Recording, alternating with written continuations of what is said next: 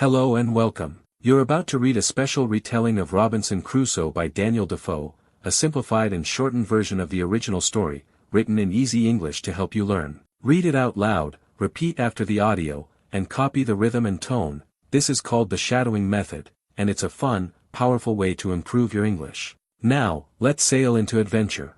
My name is Robinson Crusoe. I was born in the year 1632 in the city of York, in England. My father came from Germany many years before I was born. He moved to England, became a successful merchant, and married my mother, who was English. I was the third son in the family, and at that time we lived comfortably. Because my father was wealthy, he could give me and my brothers good education, good clothes, and a good home. From early childhood, I was restless and full of dreams. While my brothers studied, I looked at maps and ships. While they learned law, I learned to row a boat. While they read books at home, I looked toward the horizon and thought of foreign lands. I wanted to see the world, I wanted adventure, and I wanted to go to sea. My father noticed my interest and became worried. He said to me one day, "Robinson, the sea is dangerous. You have a quiet and safe life here. You have money, good home, good education. Why risk your life?" He spoke kindly, but firmly. He told me that many young men had gone to sea and never returned. He reminded me of my brother who died in war. He reminded me that a steady life was often happier and longer. I tried to argue that I could be careful. I told him I wanted only travel, not unnecessary risks. I said I would learn the sea, learn the weather, and be cautious. But he only said the sea was unpredictable. He believed accidents could happen to anyone, even to good men. He said, "You may not understand now, but a simple, peaceful life is the best life." My mother joined him in his argument. She looked at me with tears and said, "My son, stay here with us. Study law. Marry well. Live a quiet life." She promised I would be safe. She promised I would be happy. They both believed they had good reasons. They believed they could guide me, but I could not stay. My heart felt heavy. I could hear the waves in my dreams. I could smell salt water. I could see ships moving against the sky. I could not escape the feeling that I belonged on the sea. My mind wandered, even in church, even at home, even at night. I thought of long voyages, of new places, of unknown people. I thought of adventure, and I thought of freedom. I prayed sometimes. I asked God to guide me. I asked God if I should obey my father or follow my own heart. I felt two voices, one inside with fear, another with hope. I could not choose.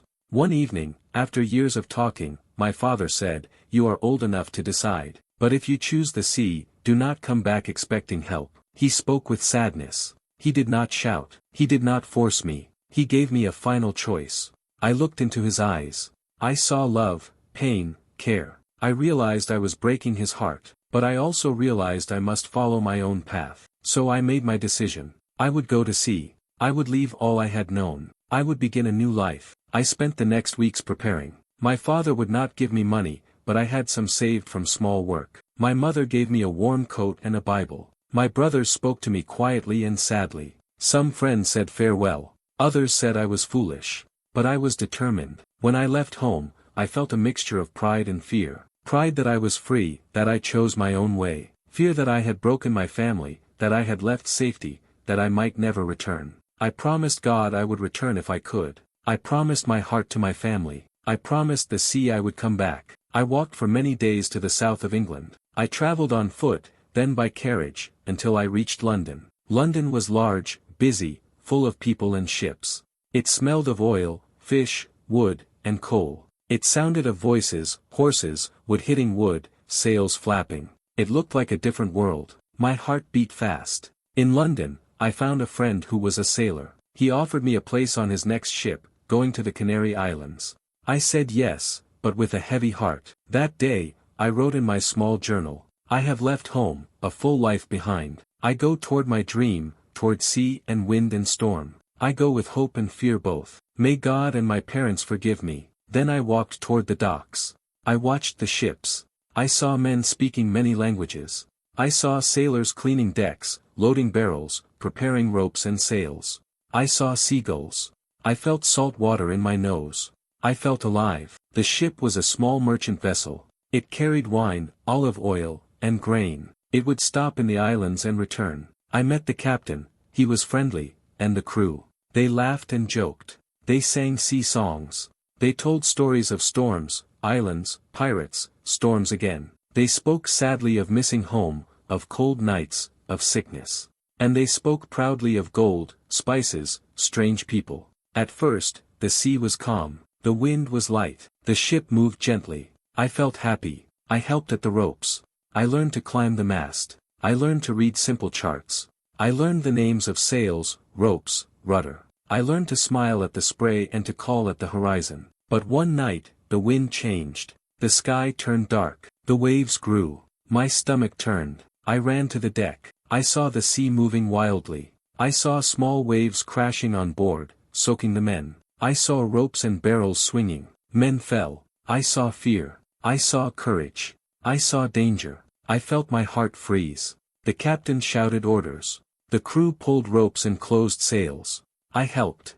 I tied a knot that saved a rope. I climbed into the storm. I could not think of anything but holding on, doing my part, surviving. Suddenly, I felt sick. I could not move. I felt cold, wet, and scared. I had only one thought: if I die, please let me die quickly. Please let me go home. I held the rope. I closed my eyes. I prayed for safety. I promised to never go to sea again, if I survived. But then, as quickly as the storm came, it ended. The sea grew calm. The wind stopped. Dawn came. The sky was clear. The ship was soaked, but safe. Men were tired and pale. They breathed slowly and looked around. I walked to the mast and saw the sun rise. I saw water everywhere. I saw no land. I saw no danger. I felt tears. I had survived. I had kept my promise, to hold on, to fight, to survive. I had lived. The captain spoke softly. Well done, young man. He looked at me with respect. I felt small and big at the same time. I felt guilty and proud. I thought of home, and I thought of sea. I thought of adventure, and I thought of danger. That morning, I kept my promise to my father. I would go home. But I did not do that. I forgot the promise. Once the storm passed, I fell in love with the sea again. I listened again to the call of waves. I thought of islands, of cargo, of gold and trade. I thought of proving myself. So, after a few days, I told the captain I would go on to Africa. I would take cargo there and return. I would learn more. I would not go to India or the New World. I would go to the coast of Africa. Maybe to Guinea. Maybe to the Gold Coast. But I would go. And that is how my life began. The life of a sailor, trader, traveler. And, soon, the life of exile, danger, and promise. After I decided not to return home, I stayed in London for a short time. I met with merchants who were preparing a ship for a voyage to the coast of Africa. They planned to trade goods for gold, ivory, and other valuable things. I still had a little money left, so I bought small things like toys, glass beads, and mirrors, items that African traders liked. I gave them to the ship's captain, and we left on a second voyage. This time, the sea was calm. I was not seasick, and the weather was good. I learned more about sailing. I helped with the ropes and sails, watched the stars at night, and learned how to read the compass. I felt strong and useful. I liked the work and the feeling of freedom. When we reached the coast of Africa, we traded with the local people. My small investment brought me good profit. The captain helped me sell what I got, and I received more money than I had ever had before. I thought I was lucky. I thought this life was meant for me. I believed I would become rich. But fate had other plans. Not long after I returned to England, I was invited on a third voyage to Africa. The captain from before had died, and now a new man was in charge. He seemed friendly and confident. I trusted him, and I joined the voyage again. I put all my money into this trip, thinking I would make more profit. But this time, things went terribly wrong. After a few weeks at sea, we were near the Canary Islands when we saw a strange ship following us. It was moving fast. Soon, we realized it was a pirate ship, and it came closer. The men on board had weapons and shouted in a language we didn't understand. We tried to escape, but our ship was slower. The pirates caught us and climbed aboard. We tried to fight, but we were not trained soldiers. They beat us quickly and took our ship. They were Moors, pirates from the city of Salé in North Africa. They took everything, our goods, our food, even our clothes. Then they made prisoners of all of us. Most of the crew were taken to Morocco and sold as slaves. But I was kept by the pirate captain. He said I was young and strong. He thought I would be useful. He took me to his house in Salé and made me his personal servant. At first, I worked in the house.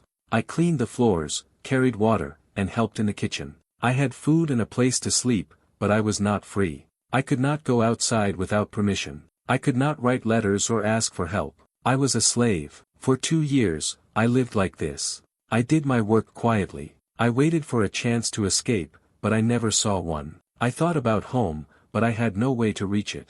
I prayed, but I also lost hope. I was not beaten or starved, but my heart felt empty. I had lost everything, my freedom, my dreams, and my name. But then, something happened. My master liked to go fishing, and he sometimes took me with him. One day, he prepared to go out in a small boat. He told me to come and bring food and drink. He also brought another boy named Zuri, who was also a servant. Just before we left, the captain said he would not come with us today. He wanted me and Zuri to catch fish alone. I saw my chance. We rowed out to sea. The boat had food, water, guns, and some tools. After we caught a few fish, I looked at Zuri and said, "If you will be true to me, I will make you free." He looked at me and nodded. "I will go anywhere with you," he said. Then I looked back at the land. We were far from the shore. No one could see us. I picked up a gun and told the boy that if he tried to betray me, I would shoot him. He swore again to be faithful. Now I had to decide what to do. We had no map, no compass, and no idea where we were. But I knew the coast of Africa was dangerous. It was full of wild tribes and pirates. So we decided to stay close to the shore but sail south. For many days, we moved slowly. The sun was hot, and the water was low. We caught fish to eat and used the rain for drinking water. Once, we saw a group of Africans on the shore. They waved to us and came closer. We were afraid, but they were friendly. They gave us food, corn, dry meat, and watermelons. In return, I gave them some small items I had, beads and knives. They smiled and helped push our boat back to sea. Another time, we saw lions and wild animals near the water. I used the gun to protect us. Zuri was brave and helped me shoot birds for food. We lived like this for 20 days. Then, one morning, we saw a ship in the distance. It came closer. I used a piece of cloth as a flag and waved it. The ship came near. It was Portuguese, sailing to Brazil. The captain saw us and let us on board. He was a kind man. He gave us food and clothes. When he heard our story, he said, "You are lucky. God has saved you." I thanked him and told him I wanted to go to Brazil. He said I could come with him, but I had to pay with something. I had nothing, so I gave him the boat and the weapons from our escape. He accepted. He also wanted to take Zuri as a servant. I asked the boy, "Do you want to go with this captain, or stay with me?" Zuri said, "I want to stay with you." I felt proud, but I knew I could not take care of him. I needed money, and the captain promised to treat him well and free him in 10 years. So I agreed. The captain gave me money for the boat, the guns, and Zuri. We reached Brazil, and I began a new life. I was free again, but poor. I had no home, no job, and few friends. But I had hope. I had survived slavery. I had escaped. I had reached land once more. I was alive. After escaping from slavery and reaching Brazil, I began a new chapter of my life. I was free but poor. I had a little money from the Portuguese captain who had rescued me, but I had no home, no job, and no family there. Still, I was full of hope. I believed I could build a better life in this new land. Brazil was warm and green, with many trees, rivers, and rich soil. People were friendly, and I found work easily. I worked on a sugar plantation owned by a kind Portuguese man. At first, I helped with planting, cutting cane, and learning about the business. I worked hard, and soon I was able to rent a small piece of land for myself. I started growing sugar and tobacco. The land was good, and the plants grew fast. I learned from other planters. They taught me how to manage workers and crops, how to trade with ships that came from Portugal,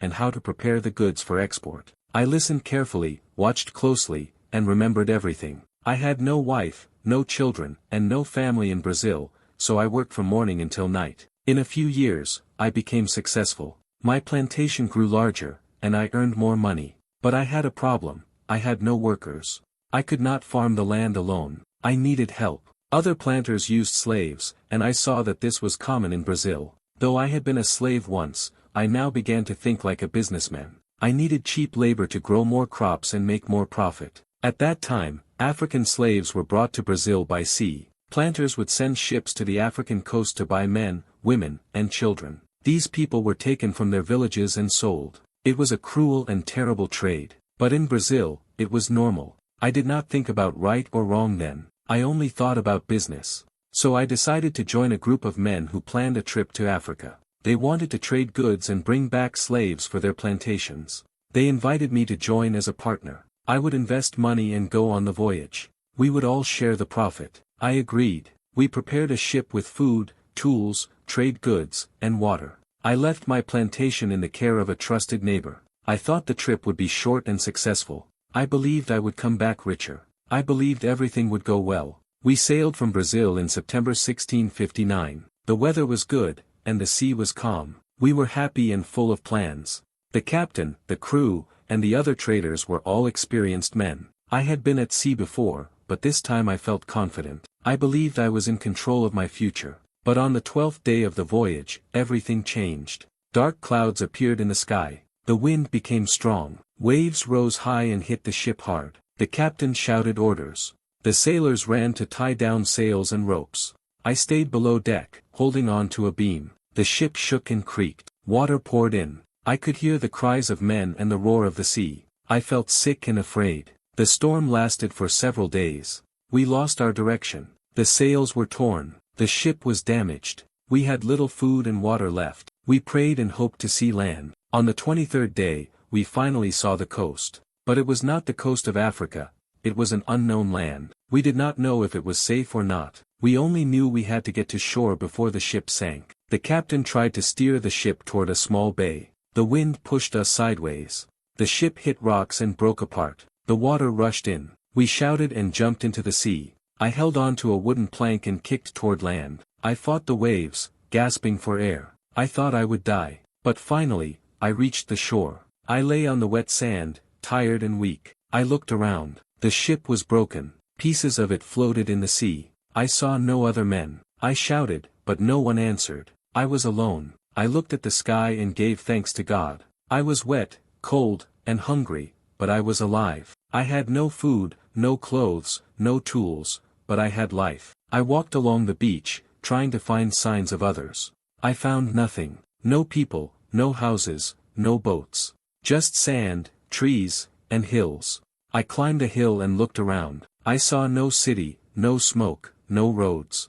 I realized I was on a deserted island. I spent the first night under a tree. I had no shelter and no fire. I was afraid of wild animals.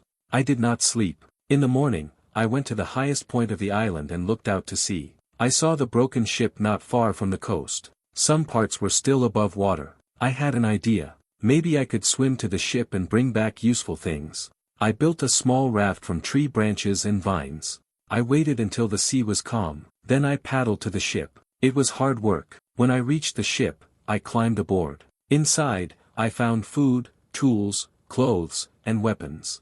I filled the raft with as much as I could carry and brought it back to shore. Over the next several days, I made many trips to the ship. Each time, I brought more supplies. I saved bread, rice, cheese, dried meat, knives, saws, nails, rope, sails, and even some money. I knew the money was useless now, but I took it anyway. On my last trip, the sea became rough again. That night, the storm returned. The next morning, the ship was gone, broken and sunk. But I had saved enough to survive. Now, I had to find a place to live. I explored the island. I found a flat area near a small hill. It was near fresh water and trees.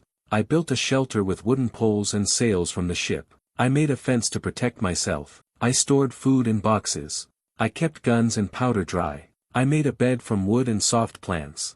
I also kept a journal. I wrote down each day what I did and what I thought. I marked the days on a wooden post. I wanted to remember everything. I wanted to keep track of time. I wanted to stay human. So began my new life, alone on an unknown island, far from any land or ship. I did not know how long I would stay. I did not know if I would ever leave. But I was alive, and I would fight to stay alive. The first few days on the island were the hardest. I was alone. I was frightened. I did not know what to do or how to begin. I had food and tools from the ship, but I needed a safe place to live. I could not sleep on the beach forever. The sun was hot during the day, and the nights were cold and full of strange sounds. I heard birds, animals, and the wind in the trees, but I did not know if there were dangerous creatures on the island. First, I looked for a good place to build a home. I walked across part of the island, always watching carefully. I found a flat piece of land near a small hill. At the foot of the hill, there was a rock wall that looked like it could help protect me.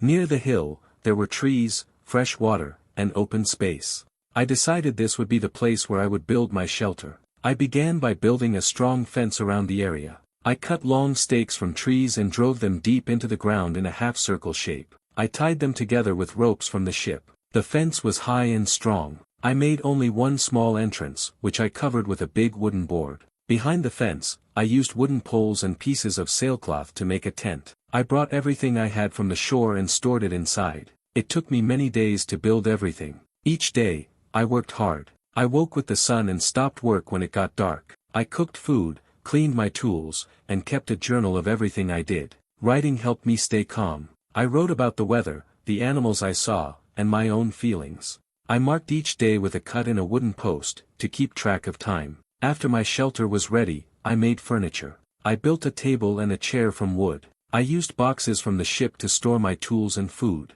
I made hooks on the wall to hang my clothes and weapons. I organized everything so I could find it easily. I also found a cave behind the hill. It was small at first, but I dug into the rock and made it bigger. I turned it into a storage room, a place to keep extra food, gunpowder, and anything else I wanted to protect from rain or heat. I called it my cellar. It was cool inside, and I felt safe knowing I had a second place to hide if needed. Once my home was ready, I began to explore the island more carefully. I walked in all directions. I found fruits like grapes and melons. I found wild goats and many birds. I also found wild cats, but they ran away when I came near. I caught a young parrot and kept it as a pet. I called him Pole. I also found a small dog that had jumped off the ship during the wreck. He stayed with me and became my companion. I made rules for myself. I decided to keep the Sabbath, so I rested and read the Bible every Sunday. I prayed every morning and night. I thanked God for saving my life. I asked Him for strength and wisdom. Slowly, I began to feel more calm. I was still alone, but I was no longer full of fear. One of my biggest problems was food. I had saved some bread and meat from the ship, but it would not last forever. I had to find a way to make food grow. One day, I saw some green shoots near the ground where I had shaken out a bag. It was barley and rice. Seeds from the ship stores had fallen there. I watched them grow. I realized I could plant more. I began to prepare a field. I cleared rocks and weeds. I built a small fence to keep out goats.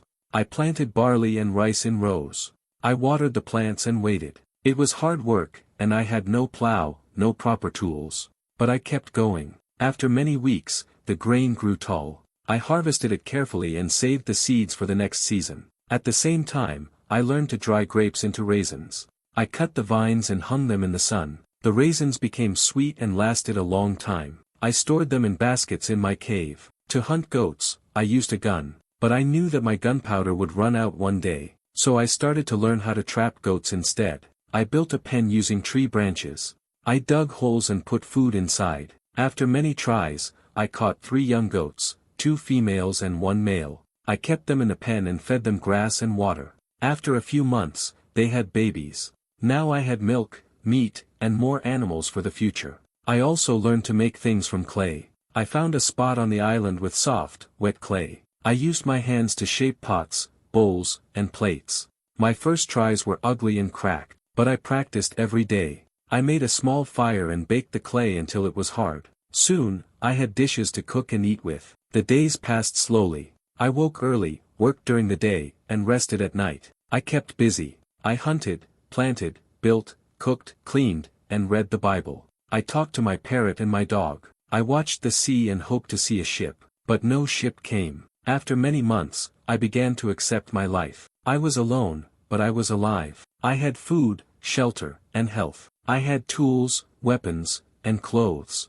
I had animals and plants. I had books and thoughts. I had God.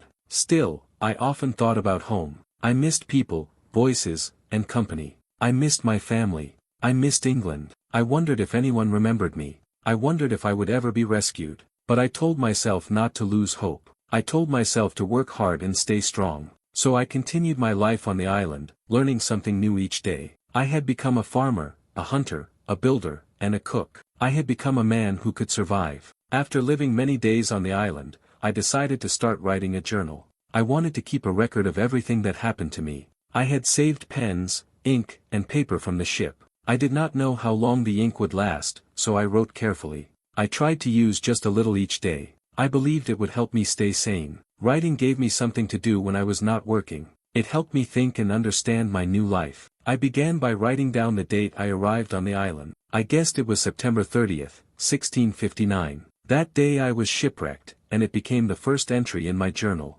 I wrote about the storm, the shipwreck, and how I swam to shore. I described the first night I spent under a tree. I remembered how I was afraid, hungry, and wet. But I also wrote about how thankful I was to be alive. Then I started to write about each day, what I did, what I found, what I built, and how I felt. I recorded the food I gathered and the animals I saw. I described how I built my shelter and how I returned to the ship to gather supplies. I wrote about making the fence, moving the barrels, and sleeping safely behind the wall I had built. I wrote about the parrot, the dog, the goats, and the grapes I found. One of the first things I wrote was a list of what I had and what I had lost. I made 2 columns, one for the good, and one for the bad. On the bad side, I wrote, I am alone. I am on a desert island. I have no friend. I have no clothes.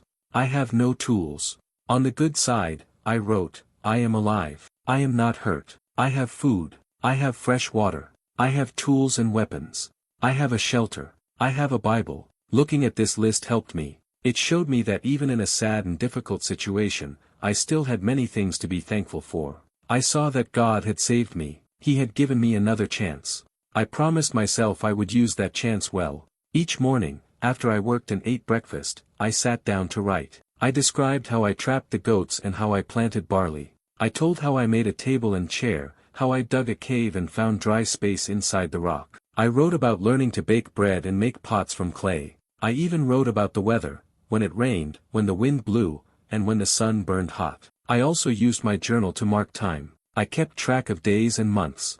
Every 7th day I marked as Sunday, the Sabbath. On that day, I did not work. I read the Bible, sang hymns, and prayed. My journal helped me remember what day it was. Without it, all the days would feel the same. After a while, I began to write not only what happened, but what I thought. I asked questions like, why did this happen to me? Did I make the wrong choice when I left home? Was God punishing me, or teaching me? What should I learn from this life? At first, I felt sad and angry. I thought about how I had disobeyed my father. I remembered how he had warned me not to go to sea. I thought of how I ignored his advice and chased adventure. I thought about the pirates, the slavery, the danger, and now this lonely island. I asked myself, was this my fault? But slowly, my feelings changed. I began to see that God had not abandoned me. He had saved me. I could have died in the shipwreck. I could have died in Africa. But instead, I was alive. I had food, tools, and time.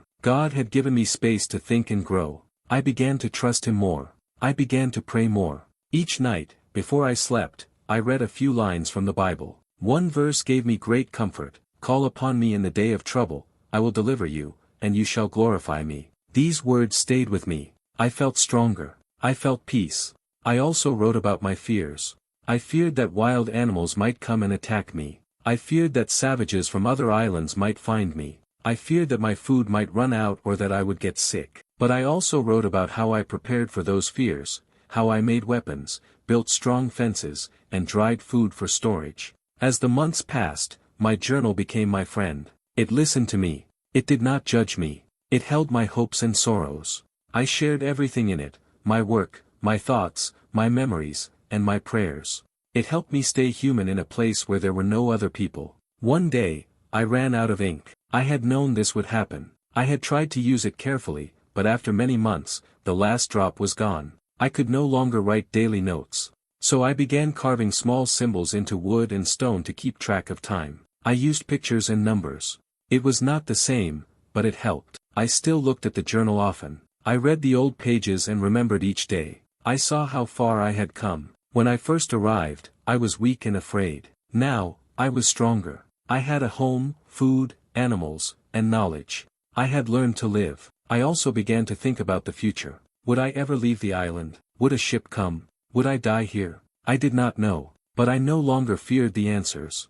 I had made peace with my life. I would wait. I would work. I would hope. One evening, I climbed the hill near my home. I looked out at the sea. The sky was red with sunset. The waves were gentle. I listened to the birds and felt the wind on my face. I stood quietly, holding the journal in my hand. I thought, this island is my world now. I do not love it, but I respect it. It has taught me to live. Then I walked down to my shelter, closed the gate behind me, and prepared my simple meal. I was alone, but I was not lost. After I had lived on the island for some time, I began to think about the future. I knew that the food and supplies I brought from the ship would not last forever. I had to find ways to live off the land. I had to learn how to grow food, raise animals, and make everything I needed. I had to become a farmer. The first thing I planted was barley and rice. These were not native to the island. They had come from the ship. Some seeds had fallen when I emptied bags near my tent. I noticed that they had sprouted and were growing.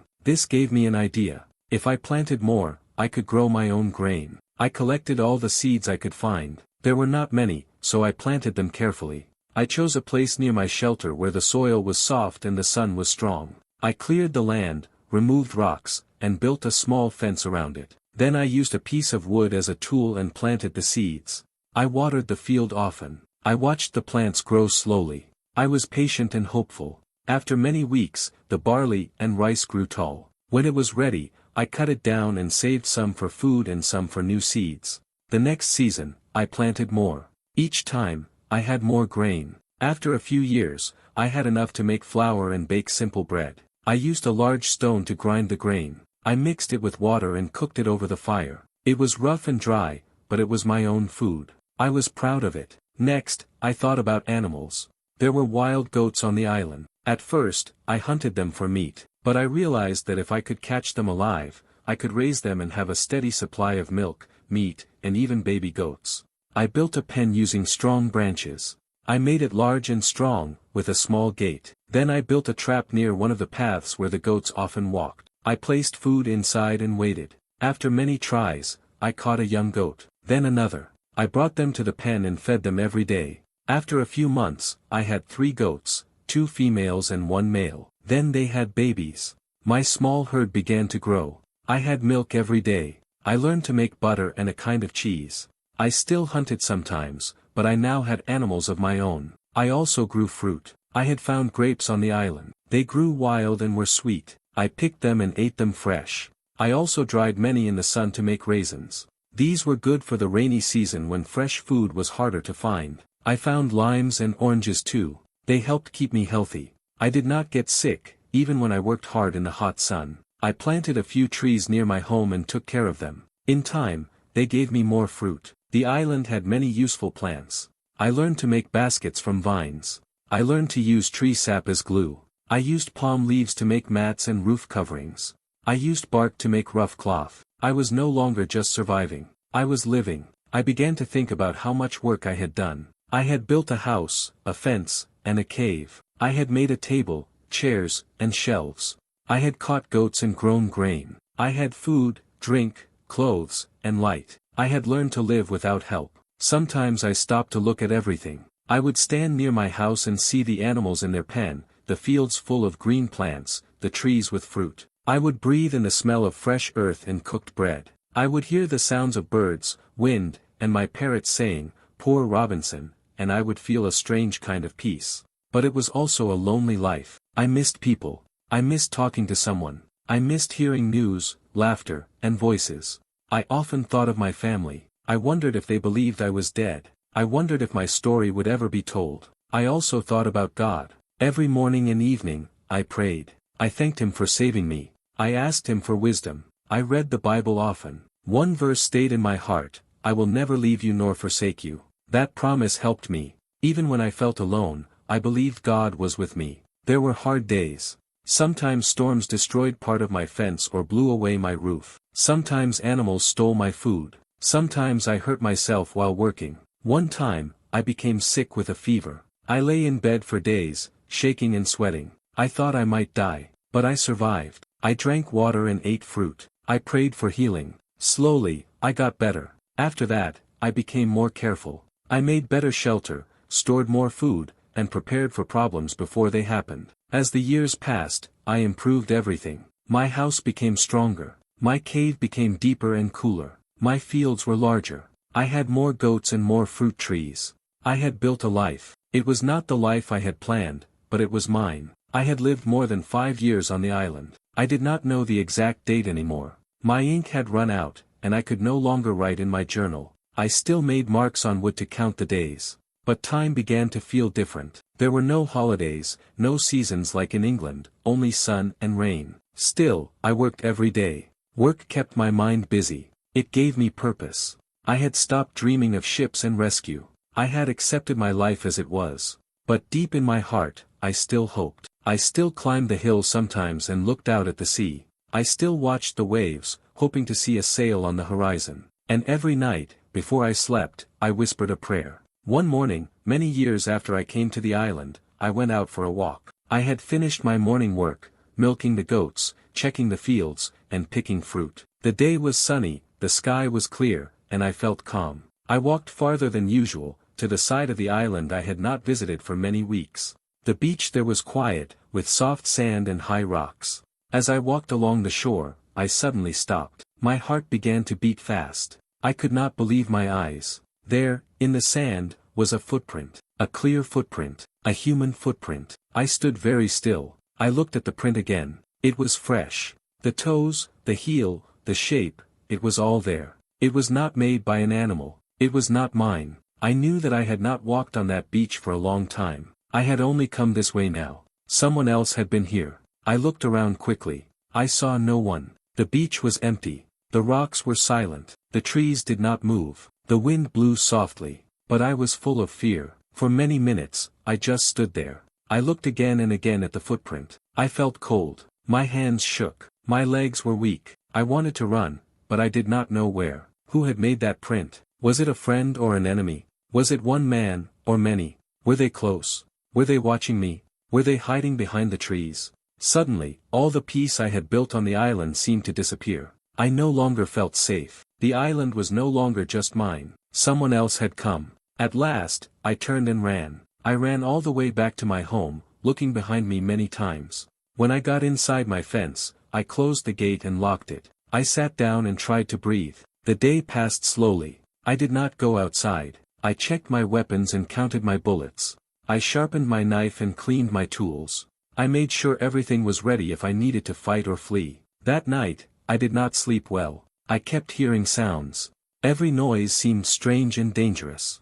I dreamed of people coming in boats, with weapons and fire. I dreamed of my house burning. I dreamed of being captured or killed. In the morning, I decided to go back to the place. I had to see the footprint again, to be sure. I walked carefully, carrying 2 guns and my sword. When I reached the spot, the footprint was still there. But there were no other prints. Just the one. I looked all around. I walked slowly and studied the ground. I climbed a rock and looked across the trees. I saw nothing. No boats. No smoke. No people. The island was quiet. Still, I could not rest. For many days, I stayed close to my home. I worked quietly. I moved some of my things into the cave and blocked the entrance with stones.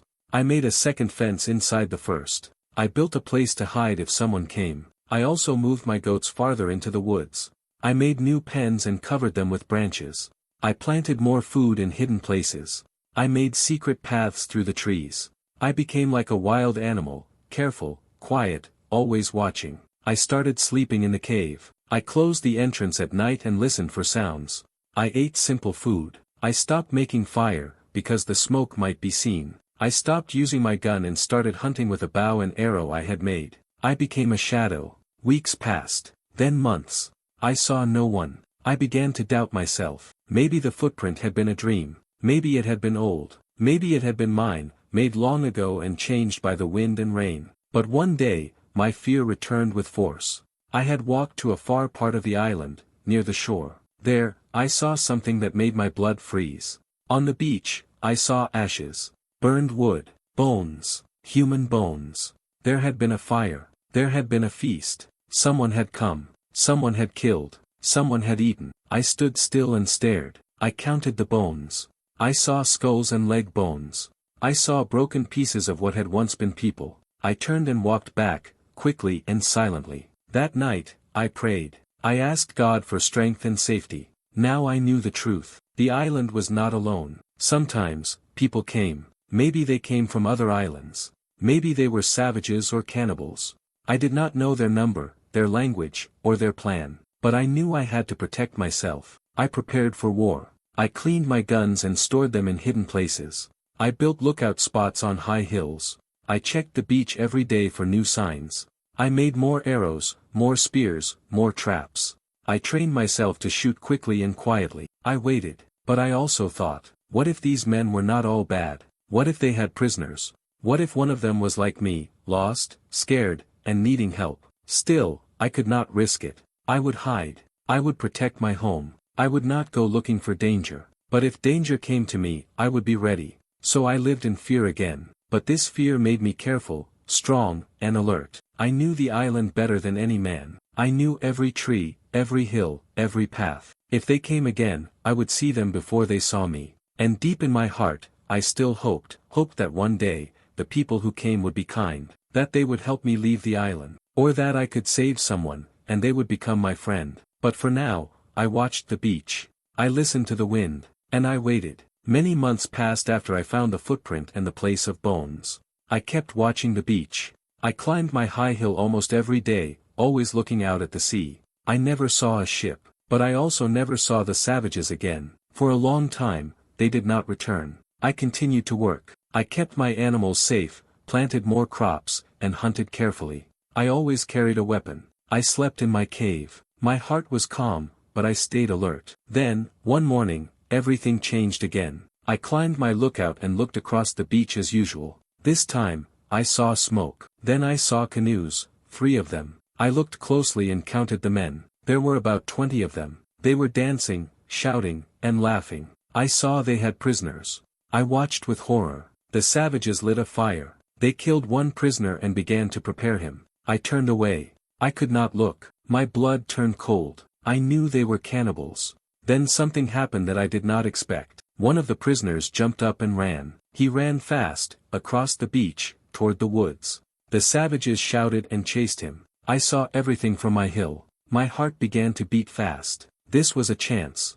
I ran down and grabbed 2 guns and a sword. I ran toward the place where the prisoner was running. I saw him coming, his body thin and weak, his face full of fear. The savages were close behind. I fired my gun. 1 savage fell. The others stopped. I fired again. Another fell. The rest were afraid. They turned and ran to the canoes. The man I had saved fell to the ground, shaking. I ran to him. He looked up and touched my foot. He put his head on the ground. He said strange words I did not understand. He lifted my foot and placed it on his head. I understood his meaning. He wanted to serve me. He was giving me his life. I smiled and helped him stand. I took him back to my cave and gave him food and water. He ate slowly. He looked at me with respect and love. I had saved his life, and now he trusted me. I gave him a name. Since I saved him on a Friday, I called him Friday. He smiled and said the name many times. Friday, Friday. I pointed to myself and said, Master. He said it back, Master. I had a companion at last. Friday was young, strong, and full of energy. He had dark skin and black hair. His eyes were bright. He was quick to learn. I showed him how to use tools. I taught him to cook and care for the goats. I taught him words in English. He repeated everything and remembered it. He was a fast learner. He also taught me some words from his language. We began to talk slowly. I asked him about the savages. He told me that they lived on another island not far from here. They came in canoes to kill prisoners and eat them. I asked him how many people lived on that island. He said, many, many. He said sometimes they fought other tribes. Sometimes they made peace. But always, they kept the custom of killing and eating enemies. I asked Friday if he had ever eaten human flesh. He looked ashamed and said yes.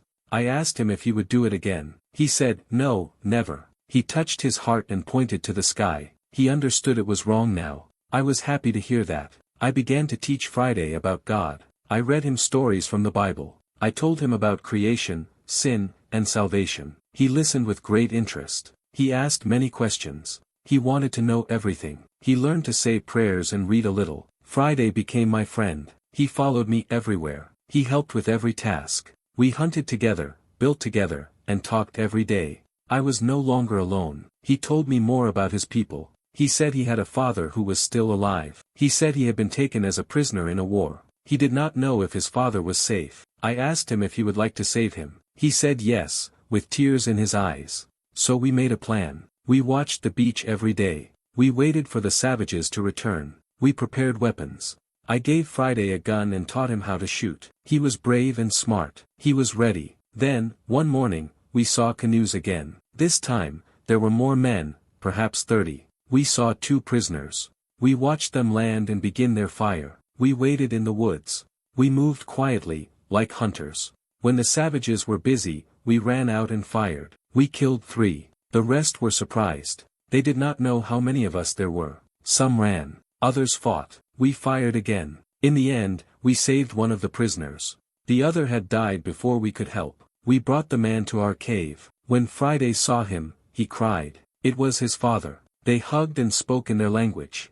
I could not understand the words, but I understood the feelings. Friday's father was weak, but happy. We fed him and gave him clothes. Friday took care of him with love. Now we were 3. We began to prepare for the future. We built a bigger shelter. We planted more crops. We made more weapons. I felt stronger. I had people around me now. I was not afraid. Sometimes I looked at Friday and thought how strange life was. I had once been a prisoner too. I had once been lost. Now I had saved another man, and he had become my friend. I believed that God had sent him to me. Friday changed everything. With him, the island became a place of hope, a place of friendship, a place of faith. After I saved Friday and helped him reunite with his father, my life on the island changed again. We were no longer just 2 people, now we were 3. Friday's father was quiet and old, but he was kind and wise. He spoke the same language as Friday, and soon I began to learn more of their words. Friday translated when I needed to speak with his father. We lived in peace. Every day, we worked on the land, hunted animals, and improved our home. Friday was still eager to learn, and he continued to ask questions about God and the Bible. He prayed with me every night. His father listened too, and though he did not understand everything, he joined us in prayer. Then one evening, Friday came to me with a serious look on his face. Master, he said, I want to ask you something. What is it, Friday? I asked. My people, he said. My people have prisoners. I think one of them is a white man. A white man? I said, surprised. Yes, my people caught him in a big canoe. They did not kill him yet. He is not from my tribe. He is like you. My heart began to beat fast. Could it be true? Could there be another European, a man like me, still alive on a nearby island? I asked Friday many questions. He told me that sometimes his people traveled in large canoes to fight and take prisoners. He said this white man had been captured far away. Friday had heard about him before he was taken prisoner himself. I thought for a long time, if there was a white man held by savages, I could not leave him there. I had to help. I told Friday we would prepare a rescue. He smiled and said he would fight by my side. We checked our weapons. I gave Friday and his father guns and swords. I made sure we had powder and bullets. We packed food and water. We waited for the right moment. A few days later, we saw canoes again. We climbed the hill and watched. There were about 20 savages.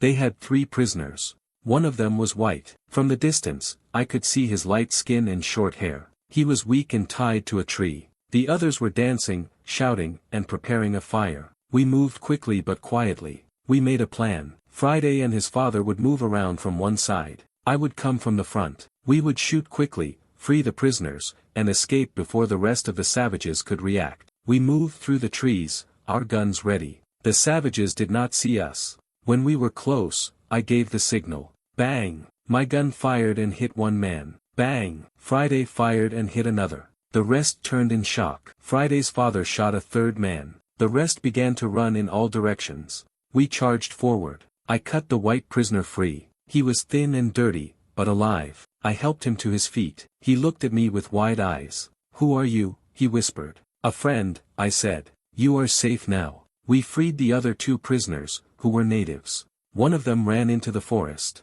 The other stayed close. He seemed to know Friday and his father. We all moved quickly back to our home. I helped the white man walk. He was tired and hungry. When we arrived, I gave him food and clean water. He ate slowly, then slept. The next day, he told me his story. His name was Don Juan, and he was Spanish. He had been sailing along the coast of South America when his ship was attacked by natives. He and 2 other men were taken prisoner. The others had been killed. He had lived as a slave for many months, moving from island to island, always under threat. He thanked me again and again for saving him. He spoke English well, though with an accent. He told me he had once lived in England and studied there. I was amazed at his story. We talked for hours. Now we were 4 men and 1 older man, all together. We made new plans. Don Juan told us that there were more white men taken prisoner on the island. He had heard that one of them was a ship's captain. I asked many questions. Could it be someone I knew? Could it be someone who had traveled to Brazil? He was not sure. We waited many weeks, but no more canoes came. We decided it was too dangerous to go to the other island ourselves. We would wait until the savages returned to our shore. Then we would act. In the meantime, Don Juan helped us improve our home. He was skilled in building and fishing. He also helped translate between Spanish, English, and Friday's native language. We now had a group with many skills. Our small island felt like a village. We prepared more weapons.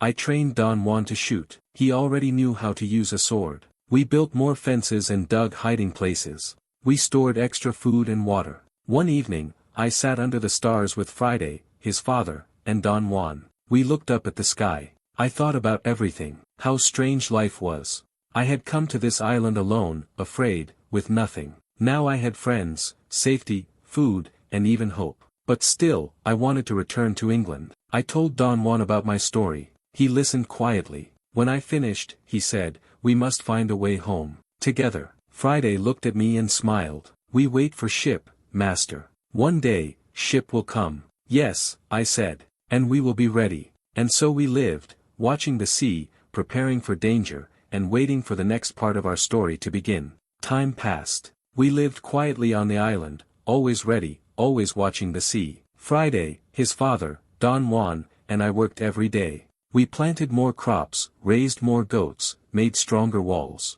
We had food, shelter, weapons, and friendship. But still, I dreamed of home. Then, one morning, as I stood on the hill watching the sea, I saw something that made my heart stop. A ship. Far away on the horizon, there was a white sail. I rubbed my eyes. Was it real? I looked again. Yes, it was a ship, and it was coming closer.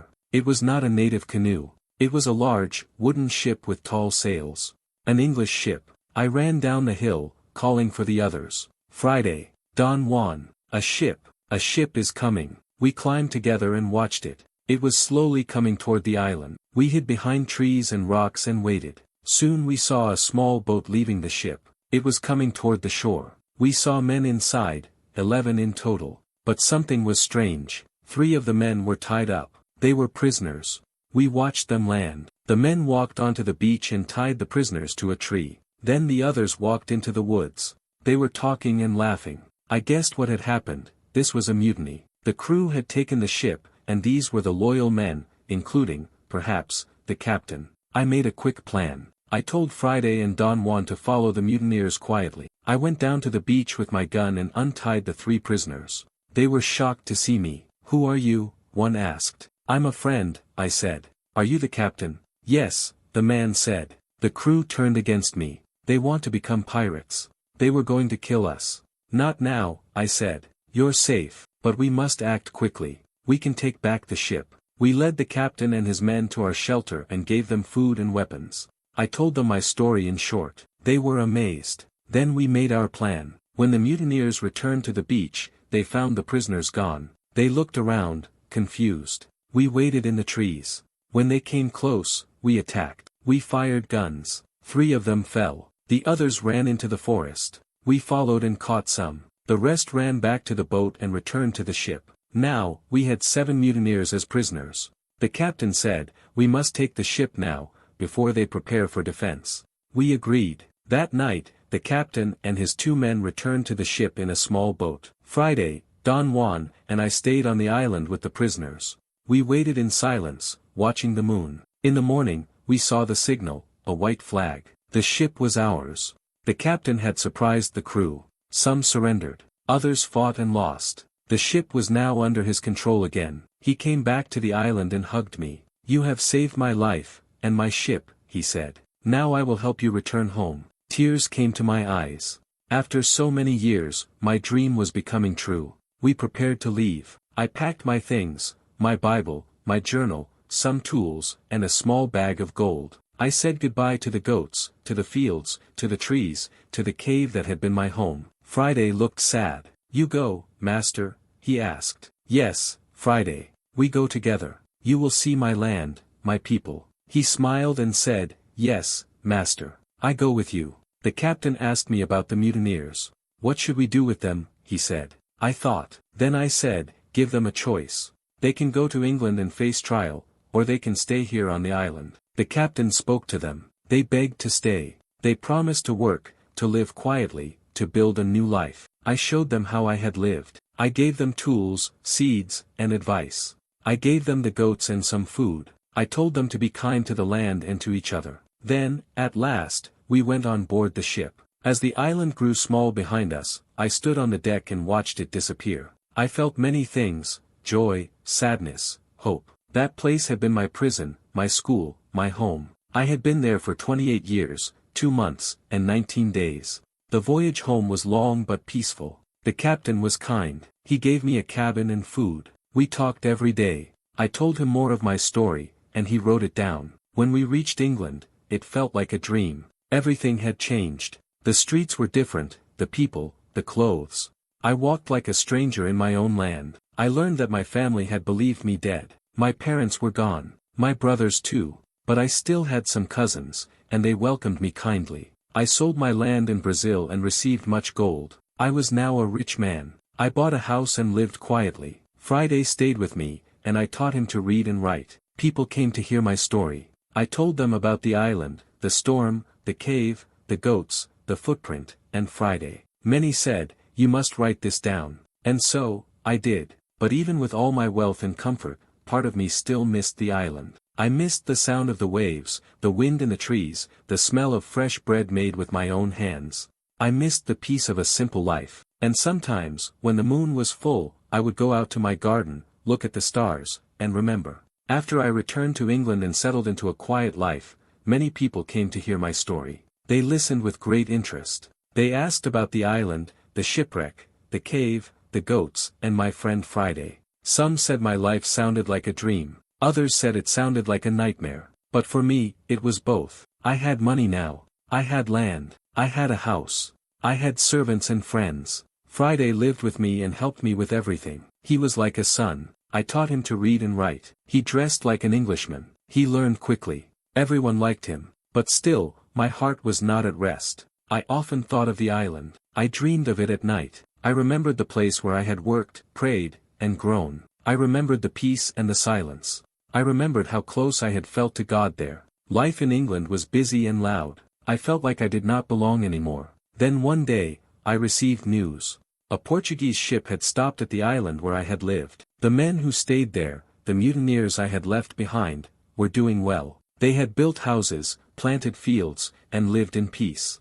But they needed more help. They needed tools, clothes, and someone to lead them. When I heard this, I felt a strong pull in my heart. I wanted to see the island one last time. I wanted to help those men and make sure the island was cared for. I began to prepare for another journey. By this time, I was no longer a young man. I was in my 60s. But I felt strong. I had traveled much in my life. I was not afraid. I spoke to Friday. He smiled and said, "Yes, master. I go with you." We packed tools, seeds, weapons, and books.